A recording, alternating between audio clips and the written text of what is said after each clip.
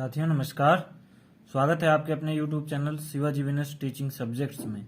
आज हम पढ़ रहे हैं BEd second semester Kanpur university के अकॉर्डिंग पेपर थर्ड, जिसका नाम है टेक्नोलॉजिकल पर्सपेक्टिव ऑफ एजुकेशन या फिर शिक्षा के तकनीकी परिप्रेक्ष्य कि ये है हमारी क्लास 10।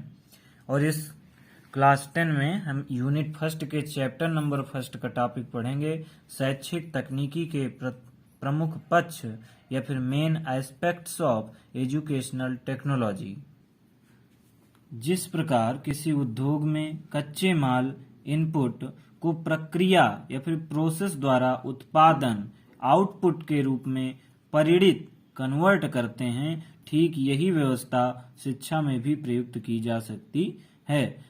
जिस प्रकार किसी उद्योग में कहीं पर कोई सामान बनता है तो कच्चा माल, जो उसमें बनाने में जो सामान लगता है उसको कहते हैं कच्चा माल या फिर इनपुट, को प्रक्रिया मशीनीकरण, मशीन पे डाल करके कुछ उसकी प्रक्रिया होती है, प्रोसेस होता है, उसके द्वारा उत्पादन आउटपुट यानी उसके बाद फिर उत्पादन होता है, माल बन करके तैयार होता है यानी आउटपुट निकलता है, के रूप में परिणित या कन्वर्ट करते हैं। मशीन में डाल करके उसको उत्पादन के रूप में कन्वर्ट या परिणित करते हैं।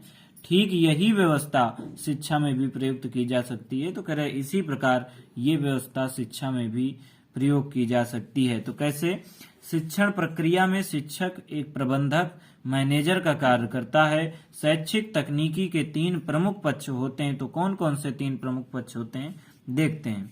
पहला होता है अदा या फिर उसी को कहते हैं लागत और इंग्लिश में कहते हैं इनपुट।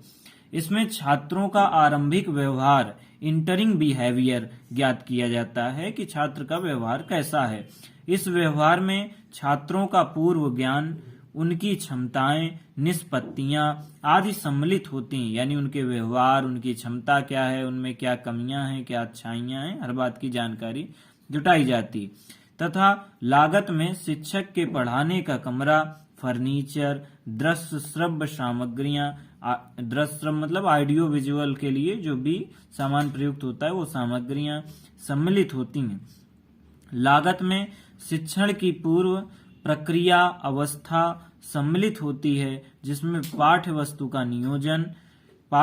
का नियोजन, कार्य विश्लेषण, उद्देश्यों व शिक्षण बिंदुओं का चयन, विधियों, प्रविधियों, युक्तियों तथा नीतियों का चयन आदि आते हैं।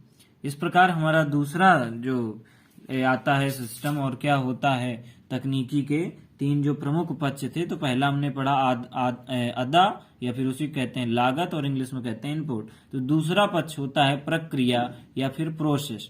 तो क्या होता है प्रक्रिया या फिर प्रोसेस देखते हैं। प्रक्रिया का संबंध शिक्षक व छात्रों के मध्य पाठ्य वस्तु पर अंतः प्रक्रिया से होता है। में शिक्षक व छात्रों का कक्षागत व्यवहार सम्मिलित होता है, यानी शिक्षक और छात्र के बीच में क्लास में जो एक दूसरे के साथ उनका व्यवहार होता है, जो समझाने की एक प्रक्रिया होती है, यह शिक्षण की वास्तविक स्थिति है। इसमें शिक्षक शिक्षण व्यूह रचना, युक्तियों का प्रभावशाली ढंग से प्रयोग करना, संप्रेषण प्रविधियों या फिर कम्युनिकेशन स्ट्रेटजीज का उपयोग करता है। यानी शिक्षक जो है बच्चों के साथ वार्तालाप, बातचीत करके या शिक्षण व्यूह रचना की कुछ प्रकार की उसको अभ्यास करने के लिए कुछ पूछता है, कुछ बताता है। अभिप्रेरण की समुचित प्रविधियों को प्रयुक्त करना, शिक्षक का प्रश्न पूछना, उसका शाब्दिक व अशाब्दिक व्यवहार व कथन, छात्रों के उत्तर तथा उनका प्रश्न पूछना आदि क्रियाएं आती हैं। यानी प्रक्रिया के अंतर्गत अध्यापक जो बच्चों से क्लास में बातचीत करता है और उनसे कुछ प्रश्न पूछता है, अभिप्रेरण की समुचित प्रविधियों को प्रयुक्त करता है और उनसे कुछ शाब्दिक व अशाब्दिक व्यवहार करता है, कुछ कथन बताता है। ये सभी एक प्रक्रिया का ही रूप होते हैं। तो तकनीकी के तीसरा प्रमुख पक्ष जो होता है उसको कहते हैं प्रदा या फिर उत्पादन और इंग्लिश में कहते हैं आउटपुट। क्या होता है ये प्रदा या उत्पादन या फिर आउटपुट? तो इस पक्ष को छात्रों का अंतिम व्यवहार या फिर टर्मिनल बिहेवियर भी कहते हैं। प्रदा या उत्पादन का तात्पर्य प्रक्रिया द्वारा प्राप्त उपलब्धि या फिर इंग्लिश में बोले तो आउटकम, उपलब्धि को आउटकम कहते हैं।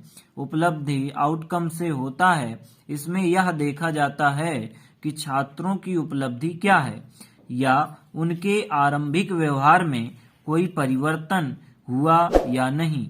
इसका पता मूल्यांकन द्वारा लगाया जाता है। मूल्यांकन मतलब इवैल्यूएशन, यानी कि बच्चों का मूल्यांकन, उनका परीक्षण करना।